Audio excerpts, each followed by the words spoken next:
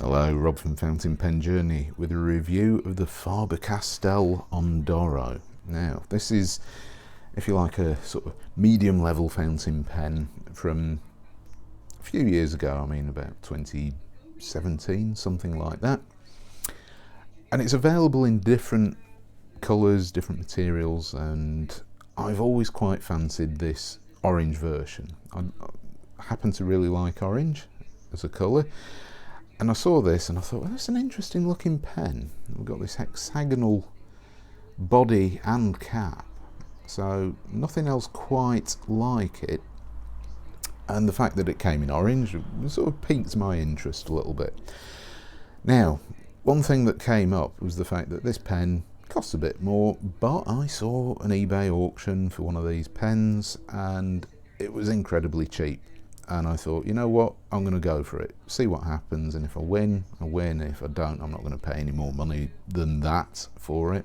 So I got this pen really, if you like, cheaply, inexpensively, and it's great.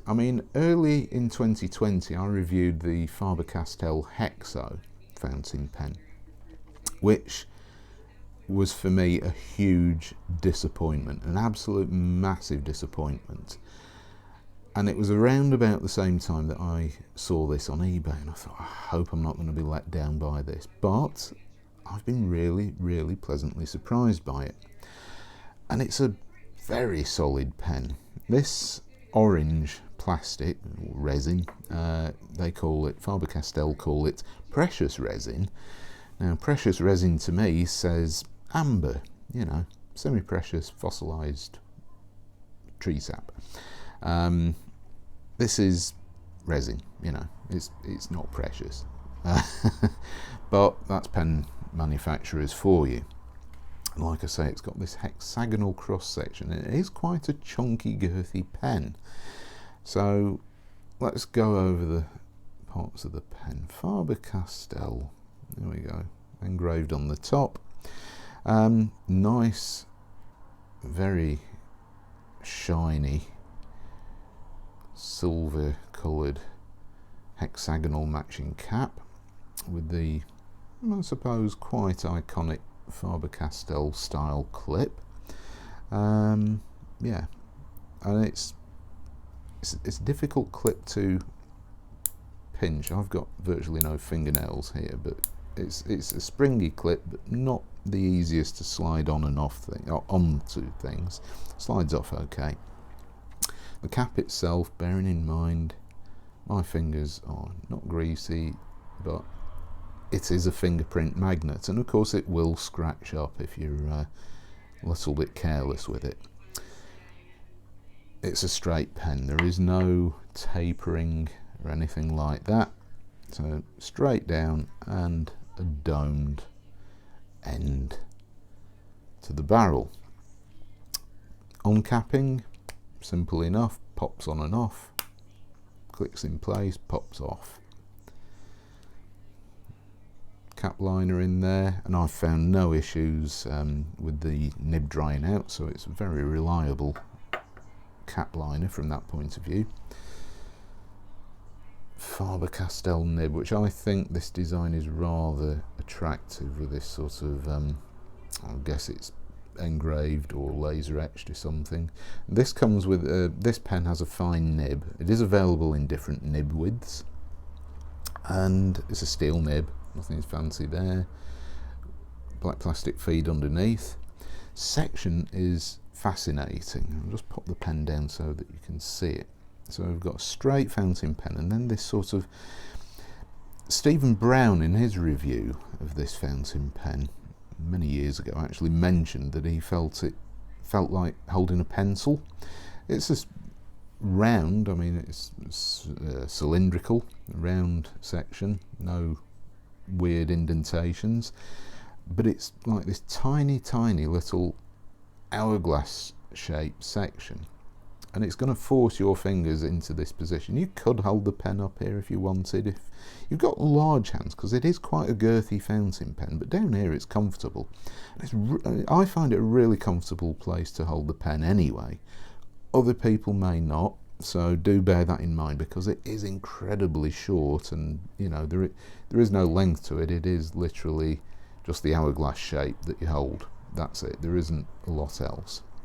There's no step up to the barrel, but obviously you can feel these facets if you were holding it further up, but the facets are well enough positioned so that you're not forced into any particular orientation, if that's something that may bother you.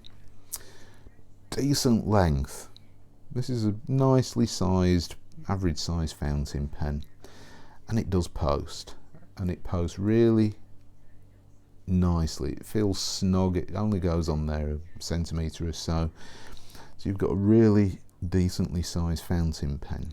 It is quite back weighted though, because this cap is quite heavy, and I don't always weigh my fountain pens, but I will do it if I feel that there is some significance to the weight of the fountain pen. So completely capped all up, this pen weighs 33.2 grams, so it's a heavier fountain pen. Uncapped, 16.5 grams, so it's not massively heavy. The weight is really, you know, half of it's in the cap. Pop that to one side and unscrew the barrel. You'll see, unfortunately, we have metal, so metal threads on the metal barrel, so you cannot eyedropper this pen. We'll take standard international cartridges, or in this case a standard international converter, but just have a look at how tiny that section actually is when it's away from the pen. I mean, it's fingertip. You can't even get your full fingers on there. It's a tiny section, one of the smallest I've actually encountered on a fountain pen, but because of the way that this barrel tapers down and meets seamlessly with the section, it gives you that extra sort of few millimeters to hold on to, which is great. So you're not forced into this, you know, death grip. So that's really quite something. Now I'm going to compare this with the Lamy Safari for size comparisons. So it is a little bit shorter. It's about a centimetre, maybe a centimetre and a half shorter than the Lamy Safari capped.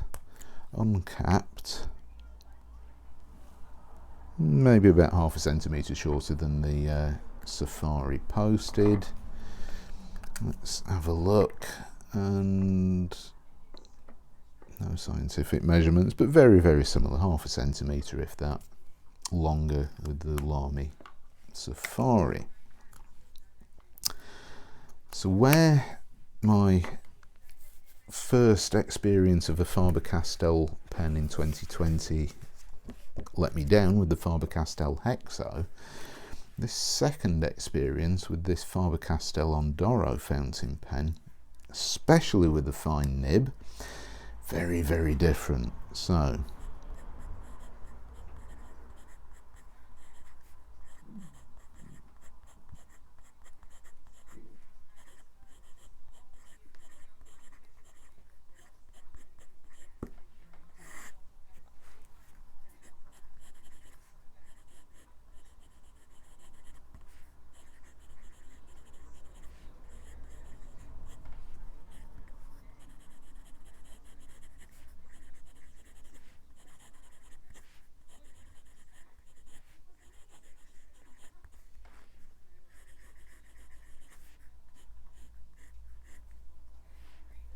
I'd say for a fine nib, that's, you know, that's pretty decent. There's a medium sort of wetness to it, and it really does lay down the ink very well.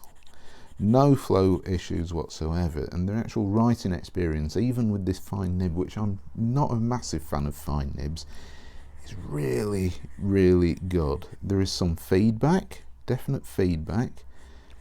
Think about, you know, it's similar to a pencil. Think about some of the Japanese brands.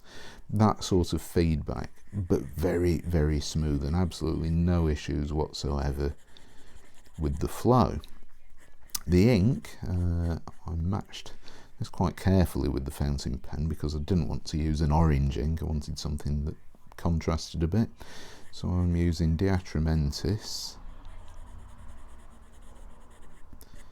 Midnight Blue, which I find really, really matches the precious orange resin very, very well. Reverse writing, not a lot, pretty terrible. So as much as this nib is great in its proper orientation, reverse writing isn't really a thing.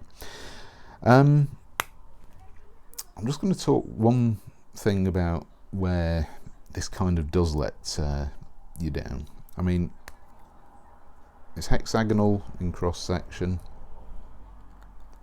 capping and uncapping. Well, no, capping, to be honest, capping and posting.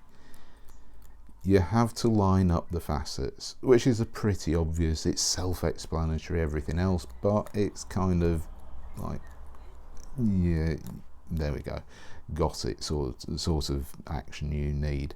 And there is the opportunity to sort of damage the barrel by trying to find that sweet spot where it rotates in. So you could scuff up the barrel trying to post this, or indeed cap it, which is a little bit of a problem if that's one of your things. But personally, I just take more care, and it works quite well. I do find that this cap is, because it is so shiny, it is definitely a fingerprint magnet, and it is going to be, you know, prone to scratching, that type of thing. But overall, an excellent fountain pen, and one that I really would recommend if you like this hexagonal design. It is an unusual design. If that appeals to you, then I would certainly say go out and find one of these pens, because it's unusual. There is nothing else quite like it. And the writing experience with this Faber Castell nib, the fine nib even, is brilliant. Really, really good. I enjoy writing with this pen a great deal. So there we have it, review of the Faber Castell Ondoro. So once again, thank you very much for watching, and I shall see you next time. Bye.